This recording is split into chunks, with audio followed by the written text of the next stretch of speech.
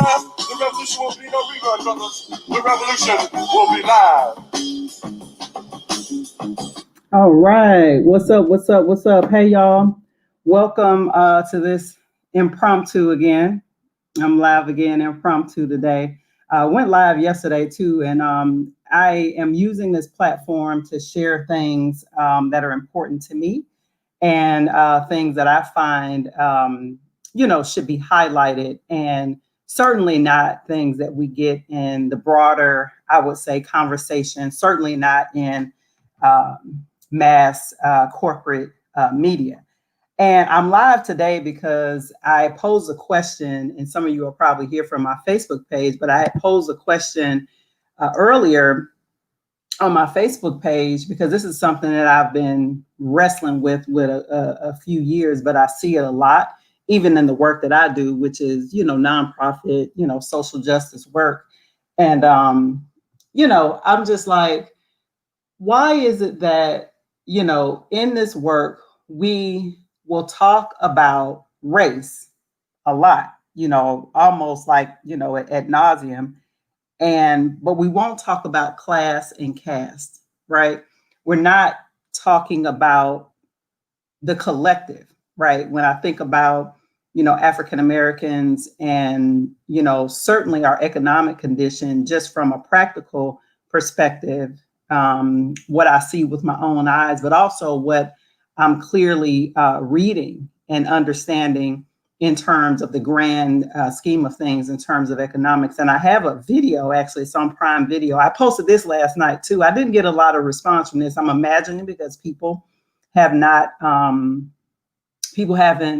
heard of it or haven't watched it, but it's called Goldman Sachs, Master of the World. And I want to encourage everybody to watch the whole thing. I'm only going to show you a clip because I'm new to this whole YouTube thing, but apparently YouTube will flag your video or something like that if you don't. YouTube will flag your video if you don't, because of copyright or whatever. So I'm only going to show you a clip, but I'm encouraging everybody to watch. It's only like 45 minutes to watch the full documentary.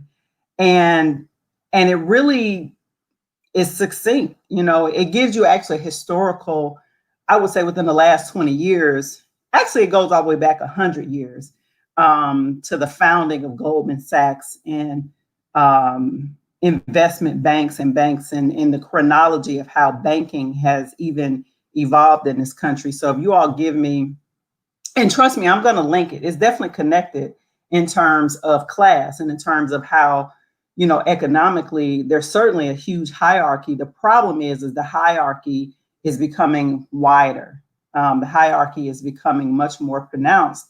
And one of the things that I've been highlighting earlier in a few other videos that I've been talking about, and then on other people's platforms I've been talking about, is that it's really interesting because the economy is actually evolving, meaning it's becoming much more technological or technocratic. So anyway, let me stop talking. I got to show y'all this clip. And if you give me just a second, I need to figure out how to share my screen again. So thank y'all for your patience because I am definitely new to this. Okay, share screen. Let me see. Here we go. Okay, hopefully y'all can see this. So I'm gonna start playing here.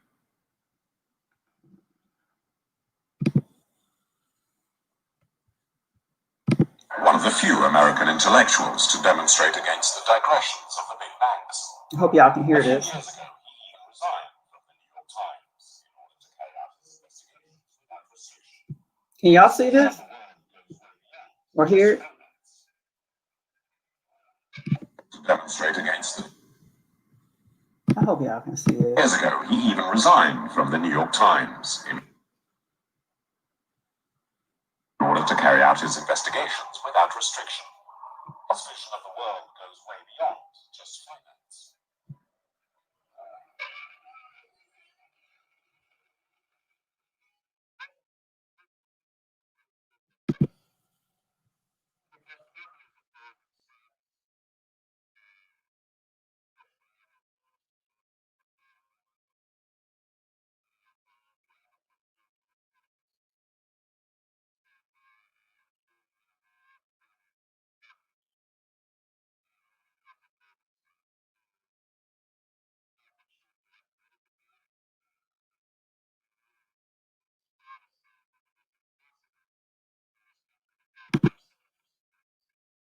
Let me know if y'all can hear this.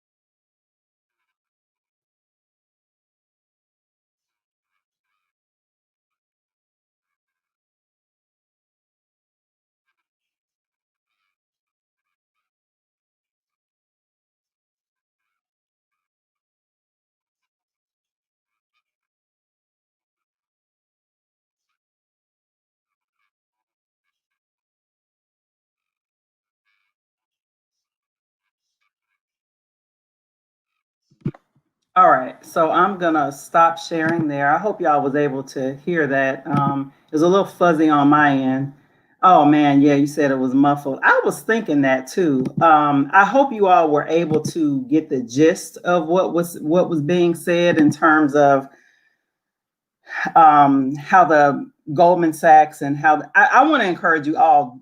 First of all, just go watch it yourself. But that particular clip, because I watched it last night, but that particular clip was very powerful to me because I was like, you know, I had read, that obviously, some politicians are, in bed with big money, right? Or, they don't, actually represent their people. They represent, money interests. And when I think about like the class and caste, like within our community, I feel that there, is a certain group of us who have acquiesced and accepted that. And most of the time, you'll see those people engaging in victim blaming of the community, being very individualistic and all of those things. And many times, some of them themselves, like they understand the game, like they get it. They have just made a decision that, well, I got mine, you better figure out, how to get yours.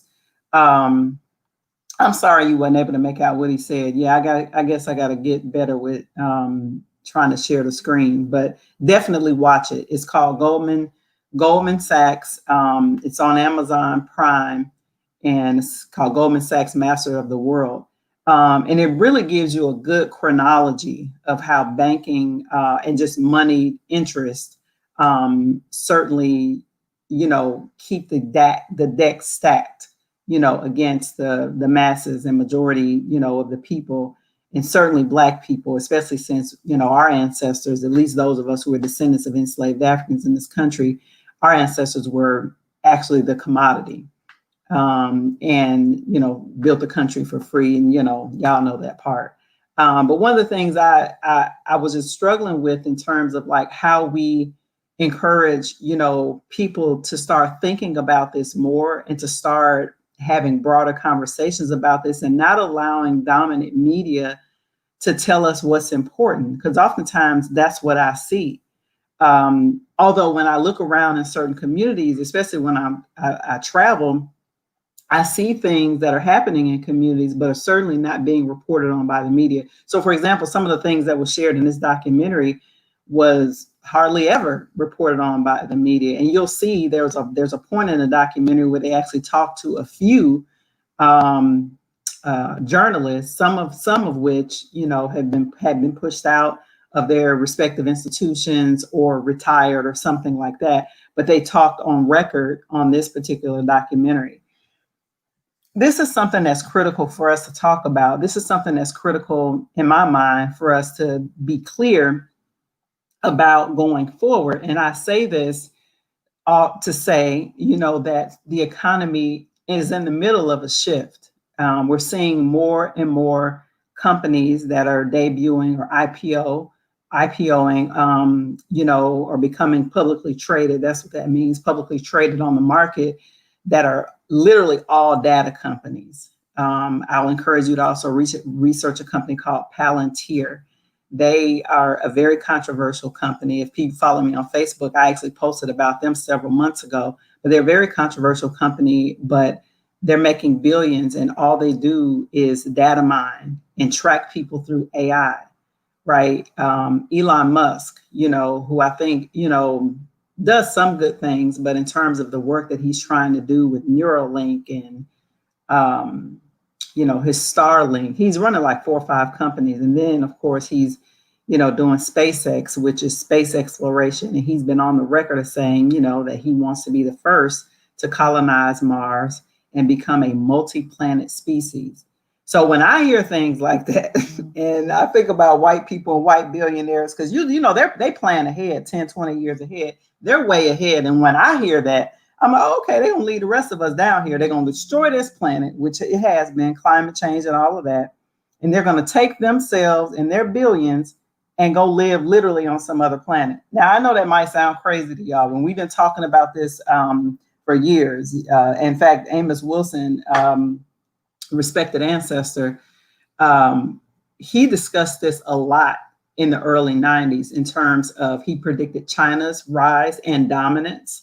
He also predicted the fact that that Europeans would eventually look for other places to live out in the galaxy and look to colonize other planets. And we're literally in 2020, and we're seeing things like that come to fruition. I'm talking about things that, at least from my perspective, I granted, I don't have a television, but I don't see this reported on mainstream news. I don't see them outside of like CNBC, Fox Business, CNN Business, and the other like money shows, like specifically talk about like economics. I don't see people talking about this shift that's happening. And I see it. And the reason why I care about it so much is I see it impacting Black people and others, of course, but Black people probably in the most detrimental way, particularly because we do a lot of the essential worker jobs,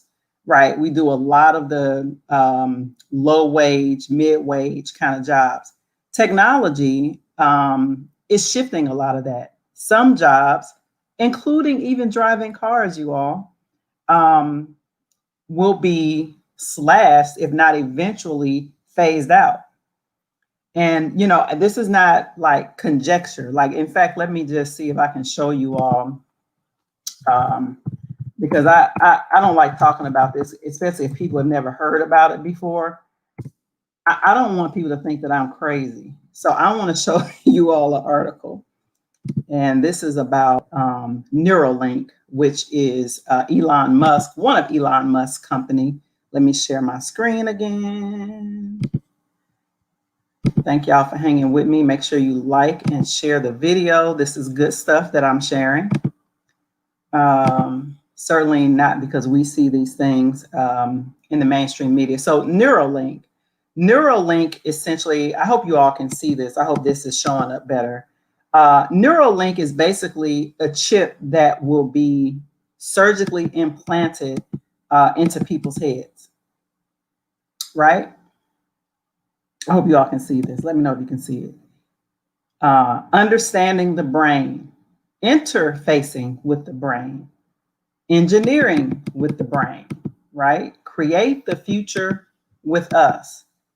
So these people are literally gonna marry humanity with technology. And so this is a concept known as transhumanism. And I'm not sure if people, again, if you're familiar with that concept, but I'm talking about these things because I'm concerned about us and about Black people and about us not having all of the information. This is something that people can easily, kind of like research for themselves. In terms of researching things like transhumanism and bioethics and all of those things, also understand that,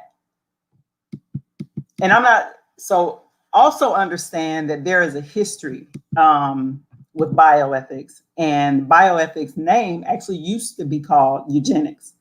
So we have to be very careful about and make sure that we're asking the right questions, right?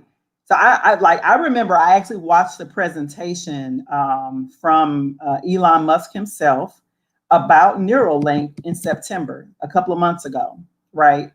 And anybody can go to this website. You can also actually watch the presentation yourself on YouTube. I encourage you to watch that as well. And he's waiting on, or his company, I'm going to go ahead and stop the screen now, but I wanted to make sure I showed you all some evidence here. So I'm back. So I wanted to make sure that I shared with you all that, this is something that we all have to be very, very aware of and also start to question. Elon Musk is certainly a billionaire. He runs in the circle with billionaires, and it's been a long time since he could identify with a common person, and him and other billionaires who actually control the economy, not just in the United States, but actually control the world economy. And this is something that, that's extremely, to me, it's breathtaking how this is happening, and very few media pundits are talking about this and bringing on experts, medical experts, to talk about the drawbacks, to talk about, okay, what are y'all talking about? Y'all gonna put a chip in somebody's head? And I want y'all to go back and watch the actual, of course they make it sound like it's great, it's wonderful. Yes, you want to do this. One of the things that stood out to me in the YouTube presentation was that you can communicate with the chip in your brain with your phone. You can communicate with any other device. You could be driving in your car and you can pick up on signals. But this thing is literally in your head. Think about it. It's also a tracking device. They said that eventually you can get rid of your cell phones because you can just telekinesis, talk to people. I mean, I am not making this up, y'all, right? I know I done kind of veered off the topic, but it's all connected. It's really all connected because wealth concentration and money is continuing to shift upwards. We are not seeing the government step in and regulate hardly any of this stuff. They're not regulating these new, very new billion-dollar out the gate billion-dollar companies. How many of you knew that Apple is now a $1 trillion company and the first $1 trillion company? How many of y'all knew that? Apple. Tesla is also projected to be another $1 trillion company. So do you see the direction? Like, we're literally going into the direction where exorbitant wealth is going to, especially with this new age where data is considered the new oil, right? This idea of data and AI right now is not regulated, and it's scary because it can completely get out of control. It's almost like a Black Mirror episode, right? Like, I don't know if y'all ever watched Black Mirror, but I know I was weirded out by it. I don't want to live. I personally don't want to live in a world like that, right? Autonomous driving vehicles. How many people knew that Tesla and Google are working on autonomous driving vehicles, right?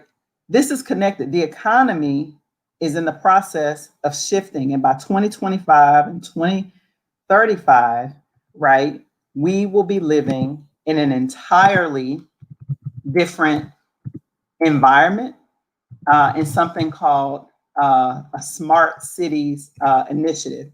And smart cities has actually already taken off in other places around the world. Smart cities has taken off extremely well in places like Singapore. And this means basically being directly connected to technology. And you can see the cities here. Oh, I'm not sharing my screen. Let me go ahead and share my screen again, because I like sharing this information with you all. Let me share it again. Hold on, because I want y'all to know this is what's happening. Smart cities, another concept that I want you all, because you're not going to get this in the mainstream media, to go and research. Rapid urbanization is leading to smarter cities that improve lives of citizens through technology. There's that word again. This comprehensive guide details, right, the important aspects of the smart city. Now, look at where they're going to be piloting these cities: San Francisco, Chicago, New York, Miami, Kansas City.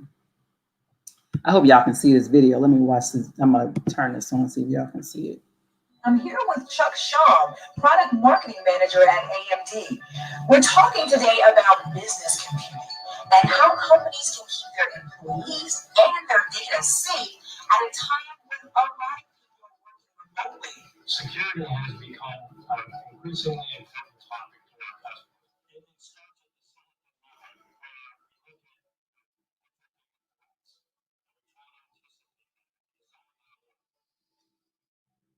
That was a commercial. Sorry. Smart cities are more than a trend. They're the wave of the future as the world becomes more urban, with 60% of the population expected to live in cities by 2050.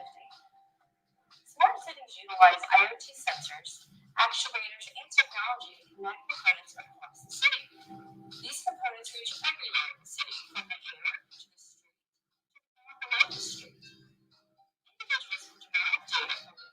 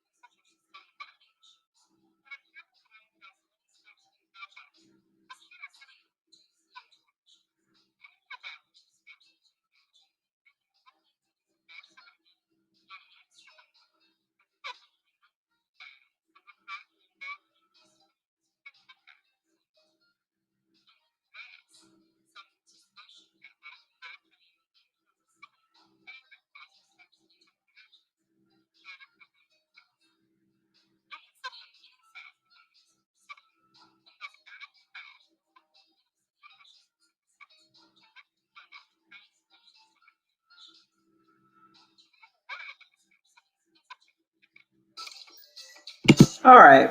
So I hope y'all was able to hear that because I know there was an issue. Were y'all able to hear that? Right. Exactly. Yeah. So I don't know, y'all. Like this again, like all of this is so as the cities and the world becomes smarter and everything is literally either done with your cell phone or is done through a neural link that's in your head, what kind of job you gonna have, right? Like, how is that gonna shift the entire economy? And what I'm concerned about is are our people ready? Have we been through a K through 12 education system that has prepared us for this world? Have we been through a college system that has prepared us for a technocratic government, right? That has been, yeah, I'll post a link for you right here. Just a second. Let me do that right now. Thank you for asking. I like being responsive to my listeners. Thank y'all for being in here. Be sure to share and like the video and invite others. There you go. Let me know if you got it. Hopefully you got it. But that's something that I think, you know, again, I'm showing y'all videos and I'm showing y'all articles to this so people don't think that I'm crazy when I'm talking about like how these things are literally changing and shifting, you know, our lives.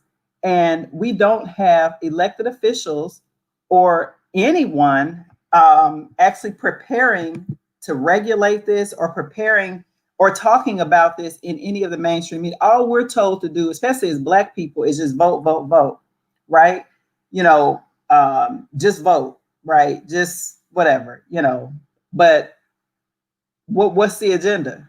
You know what I mean? Because this is a moving train. Like, I'm not saying that people just acquiesce, because you certainly have an option to move to a rural community or something like that. But, you know, maybe at some point, all the rural communities will eventually be smart too. Like, there's things that you can do, you know, to, I guess, not be a cyborg. You know, I don't know if people have ever heard of that term, but I remember when I first heard it, and I was like, well, what is a cyborg? You know what I mean? And so I guess I'll show you all this this definition real quick.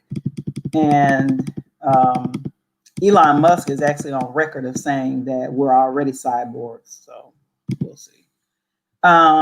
Okay. Yeah. Let me share this. Sorry. I'm always taking forever to do things.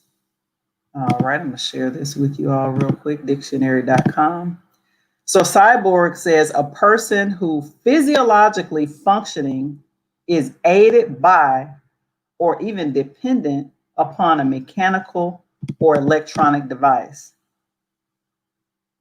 And so when you think about Neuralink, and all of the other like evolving technologies that they're working on, nanochips, you know, all of these things that can be, you know, physically implanted into people's bodies.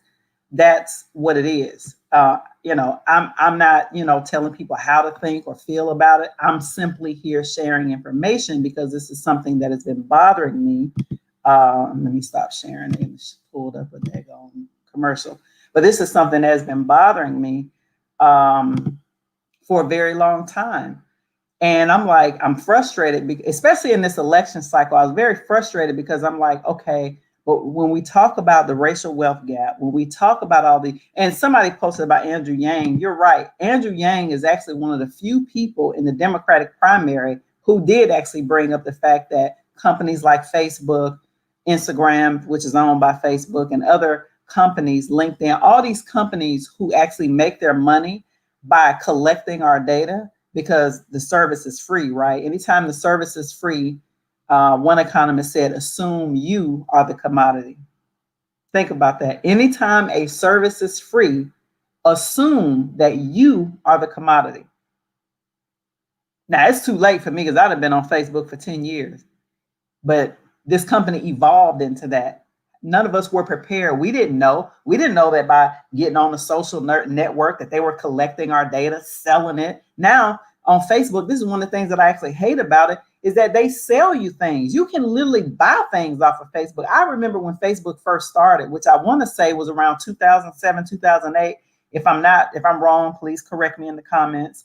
But one of the things that I, you know, learned by the, you know, just being on there, because I've been on there since 2009, so almost 11 years. I know I've been on since 2009 because my son was 2. That's how I remember. And he's 13 now. So, and like my children have basically grown up on Facebook. Like I said, it's too late for me now because I've put out all this information. And that's problematic, and it's something that should be regulated. But we do not have a government, and I'm connecting it welcome for those of you who have just joined us. I showed a video. Unfortunately, people said they couldn't really see it, and the volume was muffled. But I think the last couple of videos that I showed, hopefully you all were able to see it. One of the things that I was sharing earlier was connecting big money interest and investment banks and all of these different people, how they actually control our government. We don't actually have a government buying for the people anymore.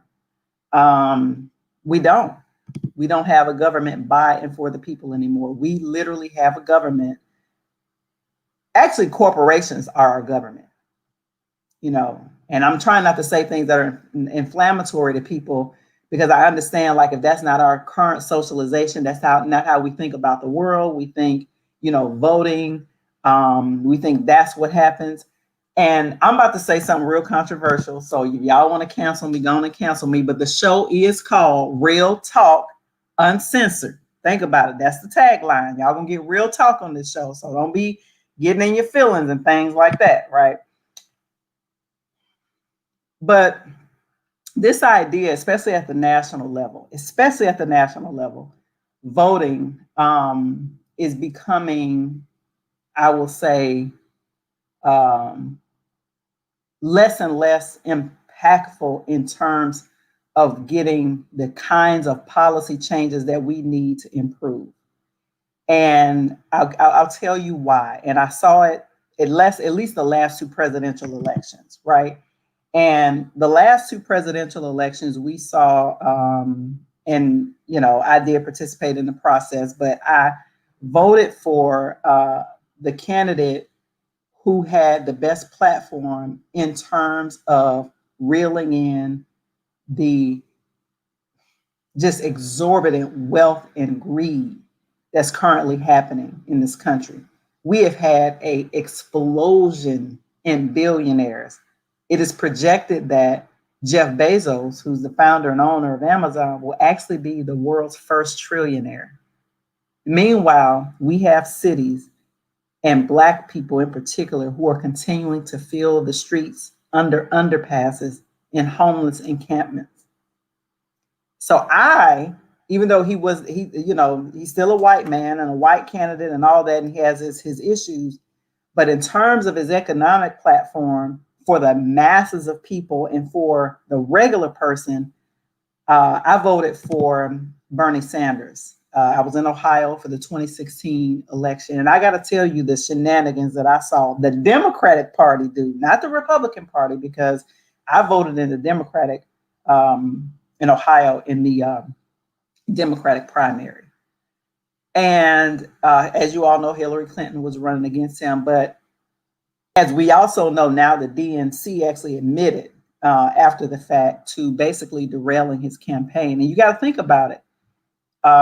Even in this race, right? And, Trump is who he is and all of that good stuff. But Wall Street wasn't backing Trump.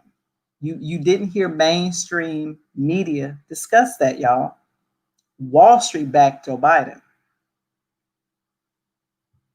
Take from that what you will, based on what I've already shared here. And so now that we have this new administration coming in, people have to think about what their priorities are going to be, because it seems at this moment our government is not going to step up to to make sure that people's basic needs are taken care of. In fact, we're going to see that billionaires will actually continue to grow. Now, unless we have a real revolution in this country. And I mean, that's the other thing real quick, and I'm going to wrap this up. We're seeing protests to these smart cities in places like in India, to all of this technologically driven stuff, because austerity measures are happening to us in the United States, but we're in a global economy now, globalism, all of that. We're in a global economy. And so this is also impacting poor working class people in other countries. How many of you have heard about the protest that's happening in India among the farmers? The farmers. Western media has not covered that. Now, for all the faults of social media, I found out about that on Twitter. I found out about that also on Facebook because of the people that I have in my network on social media. I have people who live in other countries as my Facebook friends, and I follow on Twitter and all of that. But I found out about the massive protests of regular working everyday people against the austerity measures of the president of India, who has been working in lockstep with billionaires like Bill Gates and others, right? This is really some scary stuff a little bit, y'all, and I'm trying not to get emotional, but it's heavy, because I've been studying this stuff. I've been reading about it. And I remember I told y'all, for people who were just joining, I told y'all I was watching the Neuralink presentation on YouTube from Elon Musk, like, wow. I remember telling my husband, like, why ain't nobody talking about this? Do anybody know this is happening? And he was giving the presentation through a pig, because y'all know that's what they do. They always experiment on animals first, but the pig actually had the thing in its brain. And, you know, he talked through it. He explained how wonderful it is, how even when you die, your consciousness can be saved. Maybe that is good, but that don't sound right to me. You know, maybe I'm old fashioned. Maybe when y'all die, y'all want y'all consciousness to be saved on a chip. I don't know, y'all. That's just, it's almost like playing a higher power. You know what I'm saying? And I was weirded out by that.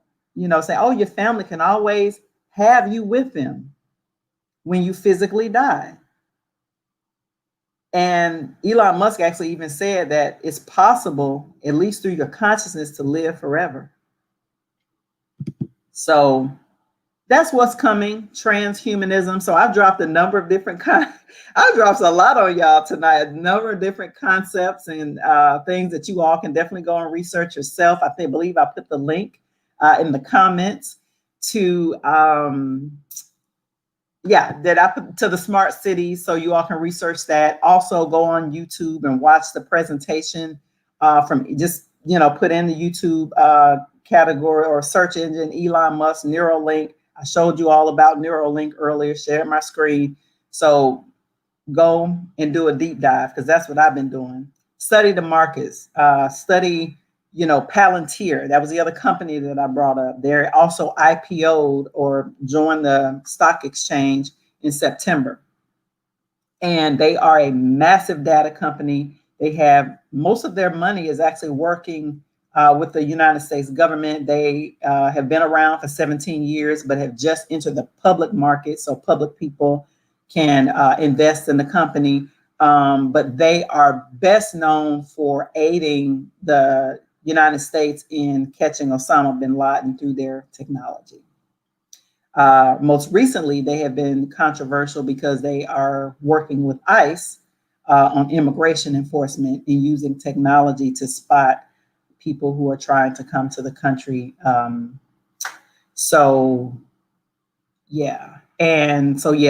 are law enforcement. And so when you connect that, I'm just asking y'all to do these connections, because that's what I don't know. I'm glad I have critical thinking skills, because when I put all of this together, it don't seem good to me. You have companies like Palantir, you have the Smart Cities Initiative, you have Neuralink, you have Starlink, you have Virgin Galactic is another company that's going to do space exploration. And you also have SpaceX, which is another Elon Musk company. All of this stuff is connected, y'all. It's connected. So anyway, that's all I have for tonight. I feel like I have given y'all a lot. Thank you. Facebook launched in 2004. So yeah, Facebook, I believe when they launched though in 2004, that they were just on the campus of Harvard for like a couple years, and then they like opened it up to everybody else. So anyway, check that out. You know, again, correct me if I'm wrong. I am not above being corrected on this platform. But I appreciate you all hanging in with me for 40 minutes. I hope you all learned something. I hope, you know, hopefully you all go and check this out. And don't acquiesce is what I'll say. I believe that, you know, there are more of us than there are of them. There are more everyday people than there are billionaires and all these other, you know, folks, right? And so I think as long as we have our critical thinking skills, we can actually refuse to be participants in being a cyborg. Like nobody can put a gun to our head and say, put a Neuralink in your head. I hope it don't get to that. We can just do the best that we can not to acquiesce to this moving train, because it's coming, y'all. All of this technology and technocracy and transhumanism. Go and research all of those topics that I brought up today. It's all connected to big money, data, all of those things, and basically controlling people. You'll see that prisons, like prison, the way that we know it. And let me share this final thing. I'm glad I brought up criminal justice. One of the things that I never felt right about around the criminal justice reform was that it all of a sudden became bipartisan. Y'all remember when Van Jones went and spoke at CPAC, which is a conservative think tank, and he was as hemming and hawing about how Trump had did this wonderful criminal justice package. And I remember like being like feeling a little bit ill about that. Like, man, these people ain't doing this out of the goodness of their heart. Something else up their sleeve. You know what I'm saying? I couldn't put my hand on it. I didn't know what it was. It's making more sense now, though. You know, it makes more sense now. I mean, you can just track people literally everywhere. You don't need a prison. If you literally got a device or you got a Neuralink in your head, why you need a prison? They can come get you wherever. There's no hiding. And they can control you through technology. So anyway, I feel like I've said enough tonight. This has been great. I'm so glad that you all hung in here. I hope you like the content. I plan to continue to share content like this on a variety of different issues, on things that I care about, things that I believe that our people should be aware of, that we should be doing some critical thinking about, that we should be asking some questions of. When somebody come to your community and ask you to vote, ask them about all this stuff. Be like, so what's your position on all this transhumanism and all these smart cities and stuff? Why y'all ain't been talking about that with us? Why we ain't been at the meetings? You know, because we got to be involved and civically involved outside of just voting. Usually that's when white folks come to our community, is all they want us to do is vote, but we not a part of the planning beforehand on who runs, and we definitely ain't a part of what happens afterwards. I'm sure, you know, I'm actually going to talk about it on Thursday with my guest, Sister Jade Arundel, Lioness Crown. Y'all make sure y'all come back at 8 p.m. Eastern time on Thursday. But we're going to talk about this whole idea of the civil rights organizations complaining because Biden ain't met with them. These people don't get it. I don't even know if they're aware. These highfalutin, like middle-class Black people, I don't even know if they're aware of all this stuff that's happening, right? All of this evolution, like, y'all days are almost up. Like, they're not going to need you as much as they have in the past because of the way the world and economy is evolving. So that's your Real Talk with ZSJ for tonight, you all. Yeah, continue to share this video, like, you know, invite people to the channel, let them know they're going to get some good conversation here. I appreciate you all. Be blessed and have a good